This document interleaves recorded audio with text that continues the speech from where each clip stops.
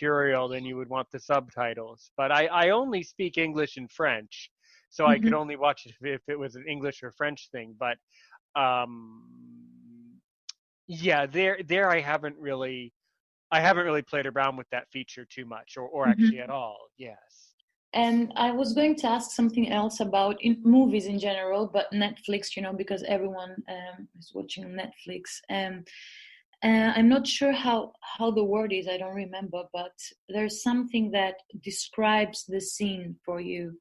Oh, So okay, where somebody like a professional narrator, like um, kind of describes what is happening on the screen for some. like the this tree is moving like this, and the leaves are falling down Yeah, peacefully. All of that, yeah.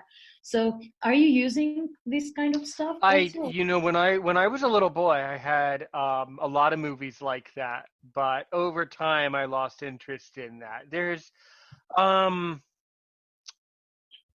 let me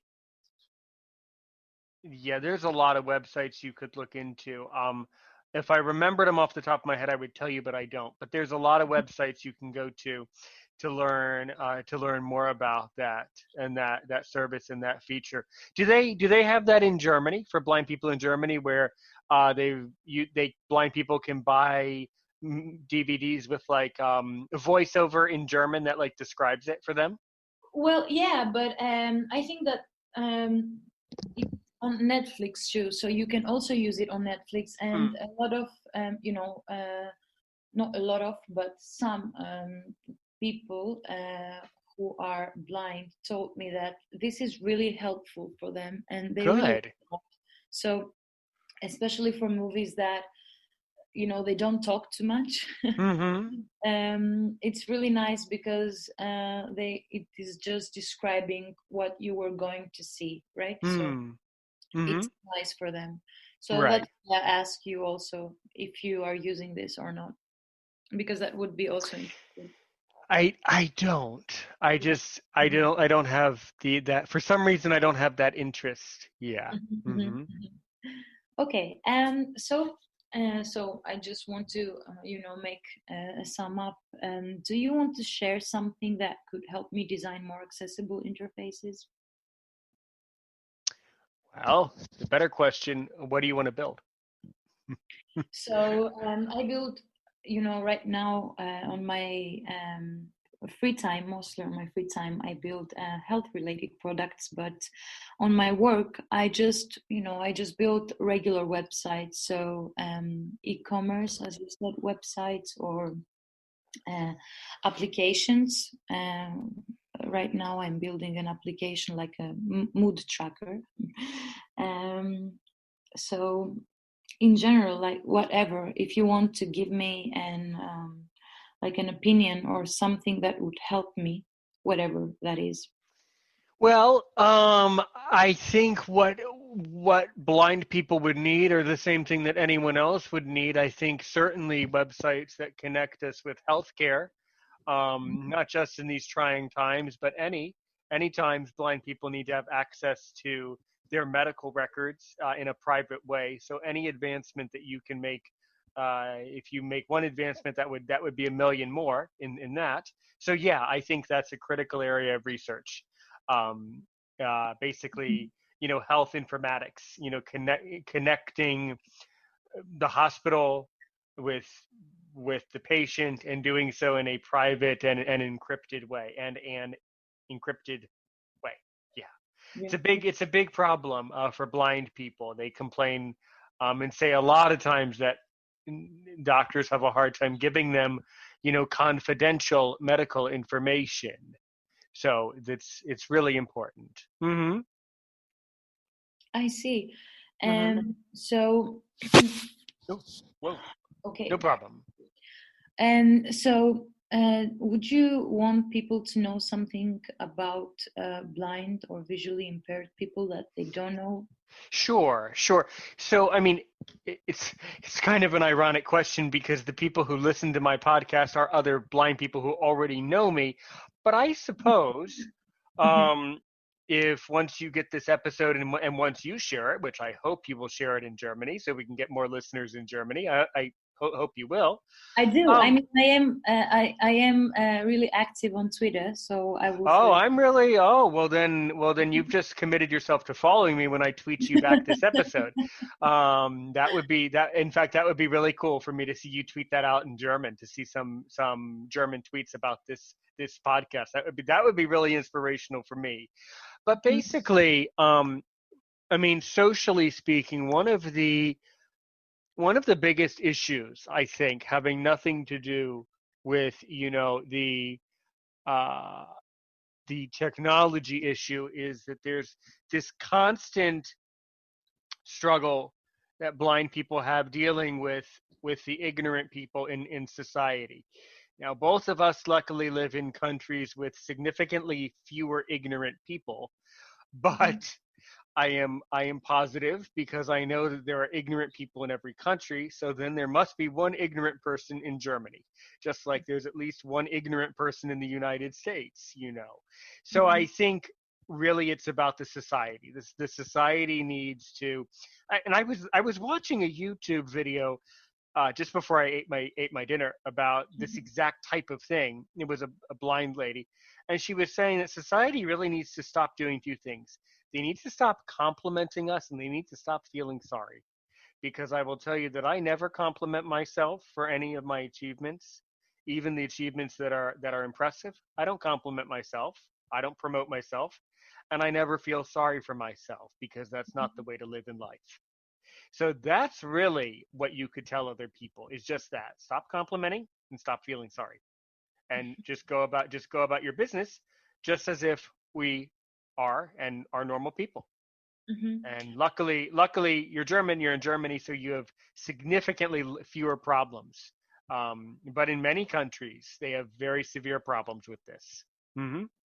I see. So, why are you saying not to compliment? It's That. excellent. Good feedback. It's because, you know why? Because if I'm a blind person and I am doing something that anyone else could do or should do, then there's no need to compliment. Should I compliment a sighted podcaster and say, "Wow, you're sighted, you're a podcaster"? Because that's what it would be like if someone complimented me and said, "Wow, that's amazing because you're blind and a podcaster." So Yeah. that's the reason, and that was a really good response to that. Yes. I see. Yeah. Now it makes sense. Yeah. Yeah. Excellent. Great.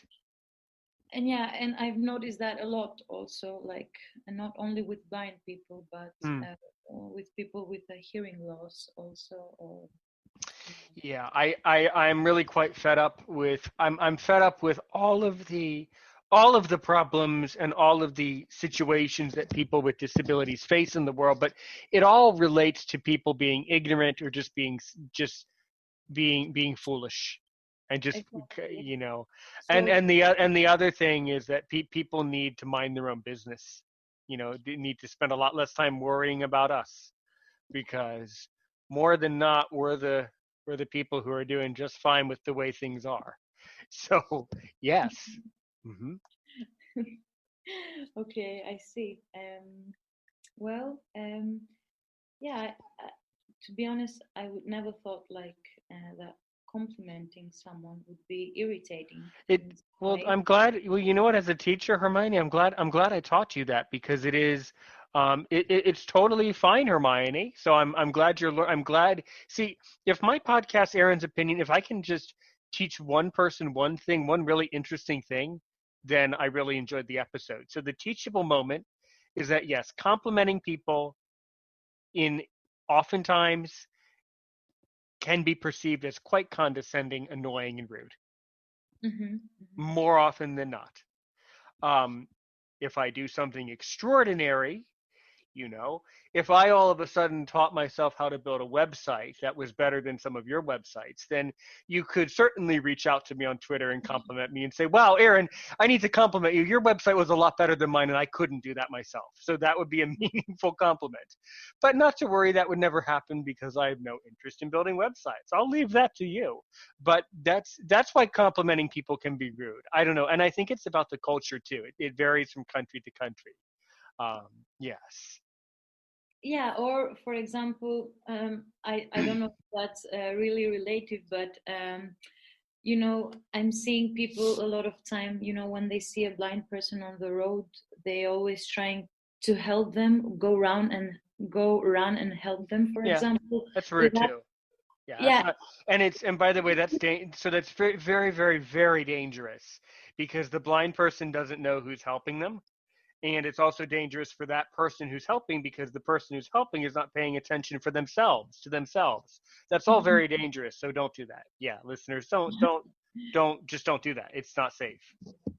That's really interesting because I don't think that people do this because I think it's ignorance, like you said, but not in Well, a no, bad. the helping, no. If they're genuinely in a public place, if they're genuinely trying to be helpful, that can be fine. That's great, but do so sparingly, as we Mhm. say in English. Do so very sparingly, very infrequently. Um, you like that? Yes. I see. Yeah, that's really interesting, honestly. Yeah, well, I think I finished with my questions. Wow. Okay. This is great. So, I mean, how have things been going in the blind and visually impaired support group? How many other people responded to your post, by the way? Oh, well, I was really really happy about this because a lot of people responded, and I didn't expect that because I was thinking about to make this whole blog, and I thought to myself, okay, so where should I go and find people to help me? And I thought about the Facebook groups because I already, followed, not followed, but I was already a member in some groups like this. And I thought, okay, I will make a post, and I was really nervous about that because I thought that no one would answer to me. But yeah, a lot of people answered and sent me a message. A lot of people emailed me their answers because I already I made the questions on the post, and they just sent the answers on my email account, and that was great. Really, that was really really helpful. I didn't expect that. So yeah. Hmm. And you also invite me to your podcast, which I also didn't expect. That was wonderful. Yeah, yeah, by the way, I have to wonder, I've never asked the question this way. What did you think? Did you think this podcast was a real thing or did you think this was just some comments? Just some scammer, right? No, I when when I read your message and heard your voice message, the first thing that I did was not answering you, but I called my boyfriend, and I told him, someone someone told me to go to their podcast. Do you believe this? And he said, "Oh my God, yeah." So then I answered to you and said, of course, I will come." Yeah. That's okay. That's a riot. That's really what happens when because yeah, I find that the voice messages what it does is it really allows me to connect with the person and for me to say, look, I know it's strange to send some random person a message, but here's why I'm real and Mhm. here's why basically I was telling you, here's why you should listen to me because I have something real to do. And that's why I Mhm. do that. And I think that a lot of people today are just sending out these, texts and these messages that nobody responds to. But I Mhm. find that I get a lot more done with the voice clips because it gets real really fast. When you hear the person's voice, it makes it all the more believable. And it really helps you to understand what I was really wanting, which is to record an episode where if somebody's just texting back and forth you never really know until you hear their voice. So I totally agree. That's why I also answered to you with a voice now message. that was also interesting that you handled it that way. A lot of people answer with text. I've noticed that people are very, very, very shy when answering. Yeah. Well, Yes. yeah. I was also shy, but I thought, I Yeah, like this way. So, right. Right. I see. I see. All right. All right. Well, we're coming up on a break. What do you want to talk about when you come back? so I think I would like to talk about why, like, why people, why web designers, for example, don't make the website accessible. Okay. Well, Hermione, you can certainly talk about that. I'm Aaron Richmond. This